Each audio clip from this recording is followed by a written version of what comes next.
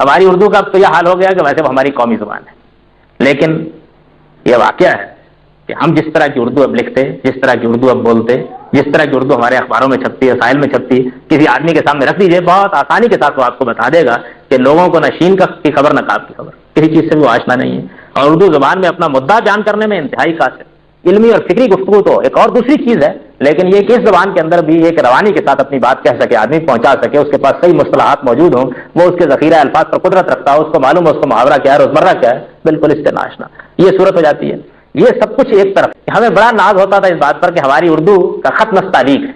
اور نستعلیق سمجھتے ہیں کسی آدمی کے بارے میں کہنا ہو نا کہ یہ آدمی بہت اچھا پہنتا، بہت اچھے طریقے سے اٹھتا بیٹھتا، معلوم ہوتا ہے کہ ہر چیز بالکل تراش خراش کے ساتھ نقص سے درست ہے، تو اس لیے بہت نستعلیق آدمی ہے۔ ہمارے یہاں طرز تحریر ہے، اس کو نستعلیق کہتے ہیں، کبھی سنا ہوگا نا آپ نے، وہ نستعلیق کبھی دیکھیے اپنے بچوں کی کاپیاں اٹھا کر، اندازہ ہو جائے گا اس نستعلیق کے ساتھ ہم نے کیا حشر کر ڈالا ہے، اس نستعلیق میں کیا کیا نفس اور کیا کیا غبار برآمد ہو رہے ہیں۔ یعنی جتنے خط یہاں پر واقعہ یہ ہے کہ ہمارے کاتب حضرات ہم کو سنایا کرتے تھے، وہ سب ملتے ہیں، نستعلیق نہیں ملتے۔ اب یہ واقعہ ہے کہ کسی آدمی کی تحریر آپ اپنے سامنے رکھیے تو آپ بالکل کیا آنے معلوم ہوتا ہے کہ اس آدمی کو کوئی ذوق نہیں ہے، یہ اگر کسی نستعلیق خط کی حامل قوم میں پیدا ہوا ہے تو واقعہ ہے کہ اس نے اپنے اوپر بھی غبار ڈالا اور اس خط پر بھی غبار ڈالا ہے، یہی نتیجہ اس کے بعد نکلتا ہے۔